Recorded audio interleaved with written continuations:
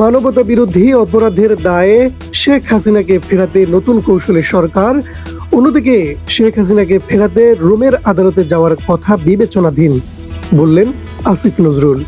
পুরো সংবাদ দেখতে ভিডিওর শেষ পর্যন্ত দেখতেই থাকুন। আর অবশ্যই যারা দেখছেন নতুন নতুন সংবাদ পেতে চ্যানেলটিকে সাবস্ক্রাইব করুন, সাথেই থাকুন।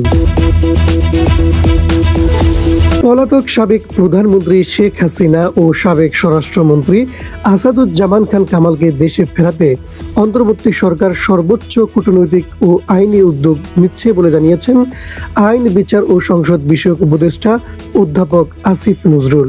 জুলাই অভ্যুত্থানে সংঘটিত হত্যাকাণ্ডের দায়ে মৃত্যুদণ্ডপ্রাপ্ত এই দুই ব্যক্তিকে ফেরানোর বিষয়টি এখন সরকারের অগ্রাধিকার বলে তিনি জানান। বৃহস্পতিবার রাজধানীর ফরেন সার্ভিস একাডেমিতে আয়োজিত এক ব্রিফিংয়ে আসিফ নজরুল বলেন, প্রয়োজন হলে সরকার এই বিষয়ে আন্তর্জাতিক অপরাধ আদালতেও যাওয়ার কথা বিবেচনা করছে। দণ্ডপ্রাপ্তদের বিরুদ্ধে রায় কার্যকর করতে সব ধরনের আন্তর্জাতিক আইনি পথই খোলা রয়েছে বলে মন্তব্য করেন তিনি। আইন উপদেষ্টা আরও জানান, ভারত সরকারকে এই বিষয়ে আনুষ্ঠানিকভাবে চিঠি পাঠানো হচ্ছে।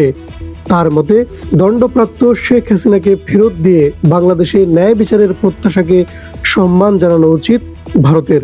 তিনি আশা প্রকাশ করেন যে প্রতিবেশী দেশটি আন্তর্জাতিক নীতিমালার প্রতি দায়বদ্ধ থেকে প্রয়োজনীয় পদক্ষেপ নেবে।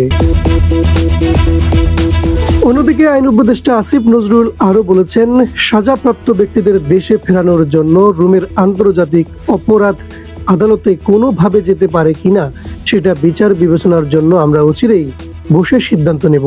নজরুল বলেন, আমরা মানবতা বিরোধী অপরাধের জন্য মৃত্যুদণ্ডপ্রাপ্ত আওয়ামী লীগ নেত্রী শেখ হাসিনা এবং আরেক স্বরাষ্ট্রমন্ত্রী আসাদুজ্জামান খান কামালের প্রত্যর্পণে ভারতকে চিঠি দিচ্ছি এবং এর পাশাপাশি তাদের প্রত্যর্পণ করার জন্য, যেহেতু তারা এখন সাজাপ্রাপ্ত, কাজেই আমরা মনে করি ভারতের এখন বাড়তি দায়িত্ব আছে তাদের ফেরত দেওয়ার জন্য।